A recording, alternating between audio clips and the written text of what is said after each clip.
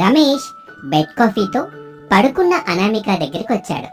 అను అను bed coffee తీసుకొచ్చాను, లే. ఇప్పుడే కదా రామ్ పడుకున్నాను, అప్పుడే బెడ్ కాఫీ ఏంటి? అను, ఇప్పుడు టైం 10 అవుతుంది. నువ్వు ఎర్లీ మార్నింగ్ 6కి వచ్చి పడుకున్నావు. అంతా నీ టైం టేబుల్ ప్రకారమే జరుగుతుంది. ఇప్పుడు నువ్వు బెడ్ కాఫీ తాగే టైం, లే అను, మళ్ళీ కాఫీ చల్లారిపోతుంది. నిద్రమబ్బుతోనే అనామిక లేచి కూర్చుంది. అనామిక ముక్కు దగ్గర వేడివేడి కాఫీ కప్పును పెట్టాడు రమేష్. కాఫీ వాసన నచ్చింది. అనామిక హుషారుగా కళ్ళు తెరిచింది. కాఫీ కప్పుతో నవ్వుతూ హస్బెండ్ రమేష్ కనిపించాడు.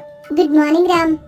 గుడ్ మార్నింగ్ అను, నీకు ఇష్టమైన కాఫీ తీసుకొచ్చాను అని కాఫీ ఇచ్చాడు రమేష్.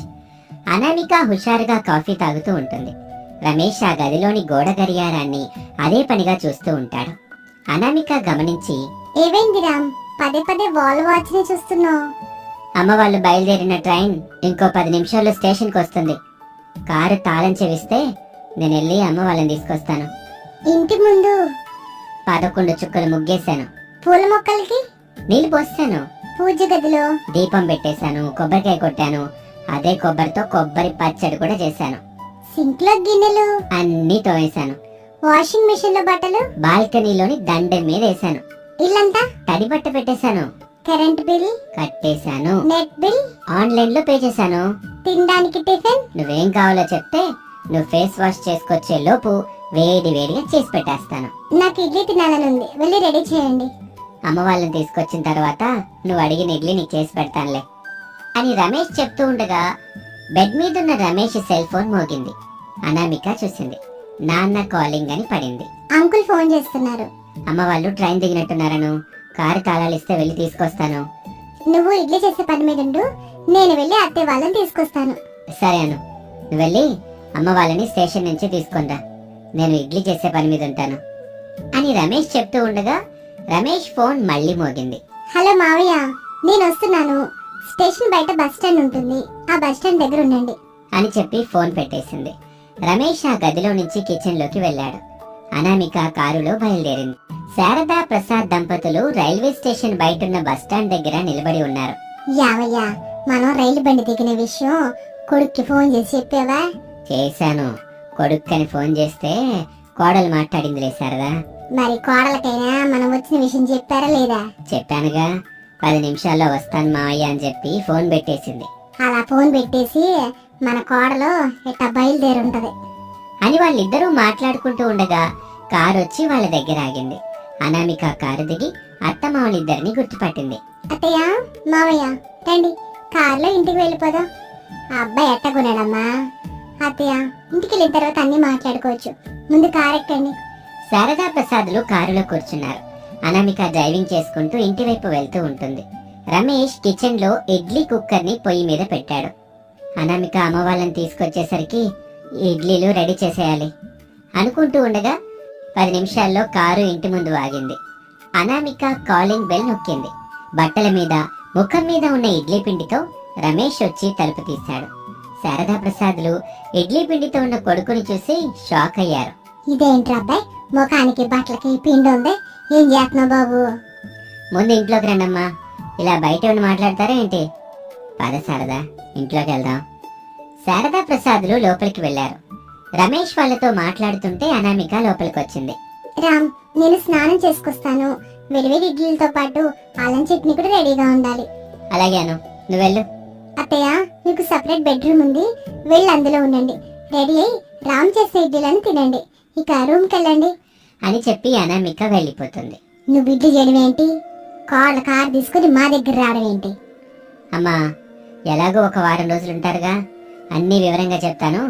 ఇప్పుడు మీరు వెళ్ళి స్నానాలు చేసుకోండి, అల్లం చట్నీతో వేడి వేడి ఇడ్లీ తిందురు గాని అని చెప్పగానే శారదా ప్రసాదులు గదిలోకి వెళ్లారు. రమేష్ కిచెన్ లోకి వెళ్ళాడు. పొయ్యి మీదున్న ఇడ్లీ కుక్కర్ విజిలేస్తుంది. రమేష్ సంతోషపడ్డాడు. అమ్మయ్య, అనామిక రెడీ అయ్యి వచ్చేలోపు టిఫిన్ రెడీ అయింది అనుకుని డైనింగ్ టేబుల్ మీద అన్నీ సర్ది పెట్టాడు. ముగ్గురిని పిలిచాడు. శారద, ప్రసాద్, అనామిక ముగ్గురు వచ్చి కూర్చున్నారు. రమేష్ ముగ్గురికి వడ్డిస్తూ ఉంటాడు. అది శారదకి నచ్చలేదు. నువ్వేంట్రా, కోడలు చెయ్యాల్సిన పనులన్నీ నువ్వు చేస్తున్నావు? నువ్వు చేయాల్సిన పనులన్నీ కోడలు చేస్తుంది. ఈ ఇంట్లో మీ ఇద్దరి మధ్య అసలు ఏం జరుగుతుంది? అత్తయ్య. అను, నువ్వు తినేసి వెళ్ళిపడుకో. అమ్మ వాళ్ళకి అర్థమయ్యేలా నేను చెప్తానుగా. సరే రామ్. అని అనామిక టిఫిన్ చేస్తుంది. శారద తినకుండా అలా కొడుకు రమేష్ని చూస్తూ ఉంటుంది. ప్రసాద్ ఏమీ మాట్లాడకుండా టిఫిన్ చేస్తూ ఉంటాడు. అనామిక, నీకు లంచ్లోకి ఏం చేయమంటావు? అత్తయ్య వాళ్ళు కూడా వచ్చారు కదా, చికెన్ చేసేరా.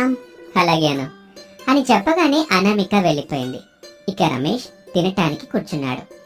రమేష్ జరిగిన కథని వివరంగా శారదా ప్రసాద్లకి చెబుతూ ఉంటాడు. వాళ్ళు నోళ్లు తెరిచి చూస్తున్నారు. అందుకే అమ్మా, నేను ఇంటి పనిని వంట పనిని చేస్తున్నాను. కోడలో నైట్ షిఫ్ట్ ఆఫీసులో చేస్తదే, నువ్వు? నేను హాయిగా ఇంట్లో పడుకుంటాను కదమ్మా. కోడలు ఉదయం వచ్చి పడుకుంటది, నువ్వు అన్ని పనులు చేస్తా ఉంటావు, అంతేనా? అంతే అమ్మా. శారదా, నైట్ షిఫ్ట్ కోడలు, డే షిఫ్ట్ కొడుకు. ఒకరు పనిలో ఉంటే ఇంకొకరు విశ్రాంతి తీసుకుంటారని నాకు పూర్తిగా అర్థమైంది. ఇక శారద ఏమీ మాట్లాడకుండా కోపంగా వెళ్ళిపోతుంది. రమేష్ బాధగా తలదించుకుంటాడు.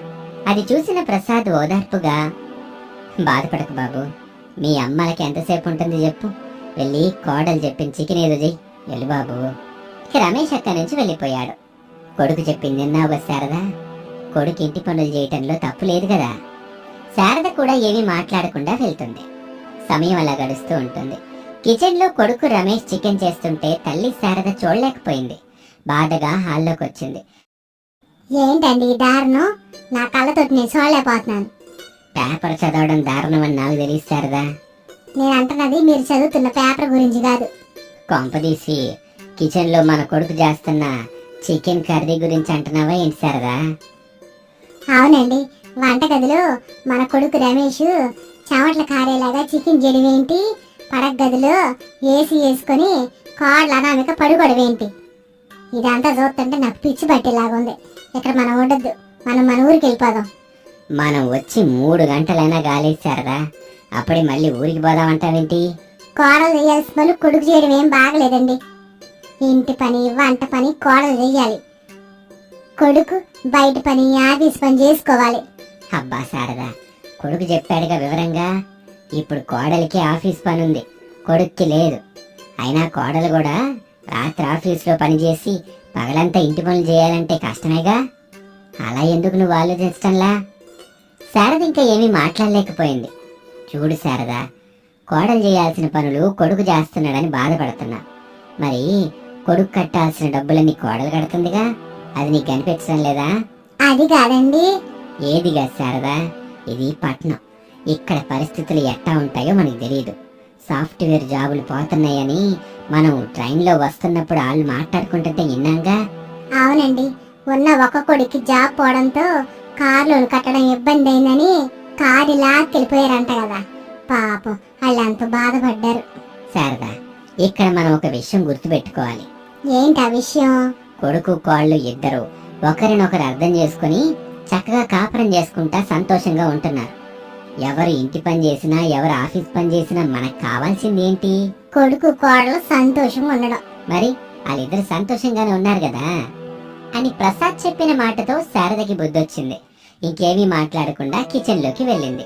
రమేష్ కి చికెన్ కర్రీ చేయటంలో సహాయం చేయటం మొదలుపెట్టింది. అలా శారద దంపతులు వారం రోజుల పాటు కొడుకు కోడలితో సంబరంగా ఉన్నారు. తిరిగి మళ్ళీ ఊరికి వెళ్ళిపోయారు. ఇక్కడ రమేష్ అనామిక కూడా ఒకరికి ఒకరు సహాయం చేసుకుంటూ చక్కగా కాపురం చేసుకుంటున్నారు. నైట్ షిఫ్ట్ లో అనామిక జాబ్ చేసి పగలు ఇంటికి రాగానే రెస్ట్ తీసుకుంటుంటే, ఉద్యోగం కోల్పోయిన రమేష్ అనామికకి ఇంటి పనుల్లో హెల్ప్ చేస్తూ ఉన్నాడు. ఈ విధంగా కష్టాల్లో ఉన్న రమేష్ అనామిక కుటుంబం ఒకరినొకరు అర్థం చేసుకుంటూ ముందుకు సాగిపోతున్నారు. ఇది వాళ్ళ కథ. మరొక ఆసక్తికర కథలో మళ్ళీ కలుద్దాం. నమస్తే.